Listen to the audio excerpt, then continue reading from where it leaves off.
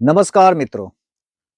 ભારતના વડાપ્રધાન નરેન્દ્ર મોદીની 5 દિવસની 5 દેશોની મુલાકાત દુનિયા માત્ર સામાન્ય વિદેશ પ્રવાસ તરીકે જોઈ રહી છે. ઘણા લોકો કહે છે આ મુલાકાત પાછળ એક એવો માસ્ટર પ્લાન છુપાયેલો છે જે ભવિષ્યમાં દુનિયાને વેપાર અને જીઓપોલિટિકલ પાવરનો આખો ખેલ બદલી શકે છે. અને આ આખા પ્રવાસમાં સૌથી વધારે ચર્ચા થઈ રહી છે જે બે દેશોની, એ છે યુએઈ અને ઇટાલી. કારણ કે ઘણા એક્સપર્ટ માને છે કે નરેન્દ્ર મોદીના આ પ્રવાસ પાછળનો સૌથી મોટો માસ્ટર પ્લાન છે આઈમેક, એટલે કે India middle east Europe economic corridor. એવો પ્રોજેક્ટ જે સફળ થયો તો દુનિયાના વેપારનો રસ્તો જ બદલાઈ જશે. હવે સમજીએ આખી રમત. આજે દુનિયામાં સૌથી મોટી લડાઈ બંદૂકોથી નહીં પણ ટ્રેડ રૂટ્સની છે, જે દેશ વેપારના રસ્તાઓ કંટ્રોલ કરશે. ભવિષ્યમાં દુનિયાની અર્થવ્યવસ્થામાં એ જ રાજ કરશે અને વર્ષોથી ચીને એ જ કામ કર્યું છે. ચીને શરૂ કર્યો બેલ્ટ અને રોડ ઇનિશિયેટિવ. ચીને દુનિયાના ઘણા દેશોમાં અબજો ડોલરનું રોકાણ કર્યું, પોર્ટ્સ બનાવ્યા, રસ્તા બનાવ્યા, રેલવે બનાવી, પણ પાછળનો હેતુ શું હતો? દુનિયાના ટ્રેડ રૂટ્સ પર પોતાનો કંટ્રોલ બનાવવો. અને એનું સૌથી મોટું ઉદાહરણ પાકિસ્તાન અને શ્રીલંકા. પાકિસ્તાનમાં ચાઇના પાકિસ્તાન ઇકોનોમિક કોરિડોર શરૂ થયો. ચીને અબજો ડોલર આપ્યા. પાકિસ્તાને લાગ્યું કે હવે દેશની કિસ્મત બદલાઈ જશે. પણ આજે શું સ્થિતિ છે તે તમે જાણો જ છો. પાકિસ્તાન દેવામાં ડૂબેલું છે, આર્થિક સંકટમાં છે, આઈએમએફ પાસે મદદ માંગે છે, અને બીજી બાજુ ચીનનું કરજ સૌથી વધી રહ્યું છે. અને શ્રીલંકા હોમ્બાટપોટા પોર્ટ માટે ચીન પાસેથી ભારે લોન લીધી, પણ જ્યારે દેવું ચૂકવી શક્યા નહીં ત્યારે આખરે 99 વર્ષ માટે પોર્ટ ચીનને આપવો પડ્યો. આ બધું જોઈને દુનિયાના ઘણા દેશો હવે ચીનના બેલ્ટ એન્ડ રોડ ઇનિશિયેટિવને ડેપ ટ્રેપ તરીકે જોવા લાગ્યા છે. અને અહીંથી જ શરૂ થાય છે ભારતનો સૌથી મોટો માસ્ટર સ્ટ્રોક, એટલે કે India middle east Europe corridor economic corridor. હવે સમજીએ આ પ્રોજેક્ટ આખરે છે શું. ભારતમાંથી માલ જહાજ દ્વારા યુએઈ જશે.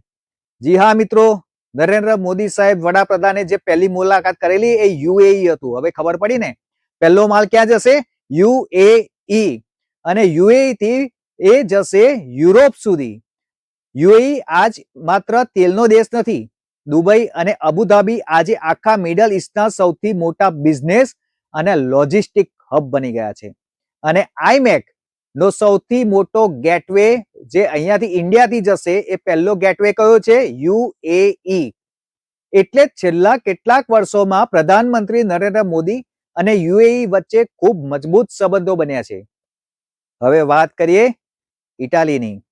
ઘણા લોકોને લાગે છે કે યુએઈ તો સમજાયું, પણ ઇટાલી કેમ? કારણ કે મેડિટેરિયન સી મારફતે ઇટાલી આખા યુરોપના વેપાર માટે એક મોટું એન્ટ્રી પોઈન્ટ માનવામાં આવે છે. અને સૌથી મોટી વાત શું છે ખબર છે? ઇટાલી પહેલા ચીનના બેલ્ટ અને રોડ ઇનિશિયેટિવનું ભાગ બન્યું હતું, પણ હવે ધીમે ધીમે ચીનથી દૂર જઈ રહ્યું છે. એનો સીધો અર્થ શું? યુરોપ હવે ચીન ઉપર સંપૂર્ણ વિશ્વાસ નથી કરતું અને ભારતને નવા વિશ્વસનીય પાર્ટનર તરીકે જોઈ રહ્યો છે.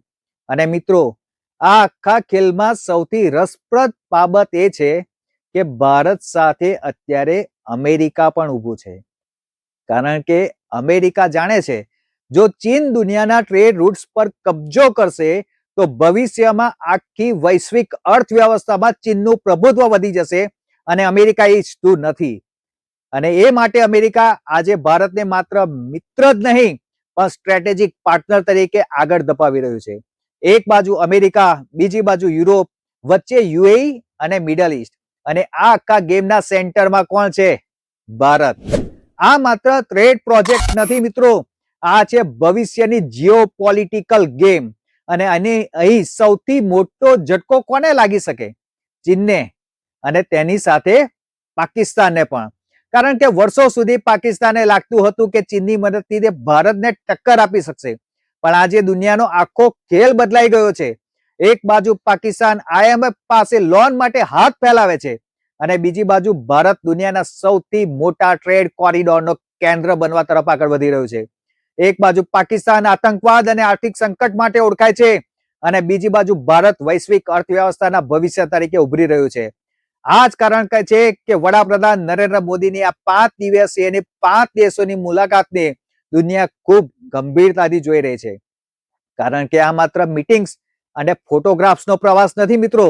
આ છે આગામી 25 વર્ષના ભારતની બ્લુપ્રિન્ટ. અને જો આઈમેક સંપૂર્ણ રીતે સફળ થશે તો કદાચ આગામી દાયકામાં દુનિયાના વેપારનો સૌથી મહત્વનો રસ્તો ચીનમાંથી નહીં પણ ભારતમાંથી પસાર થશે. અને અંતમાં માત્ર એક જ વાત, દુનિયામાં હવે રાજ માત્ર સેનાથી નહીં થાય પણ વેપારના રસ્તાઓથી થશે.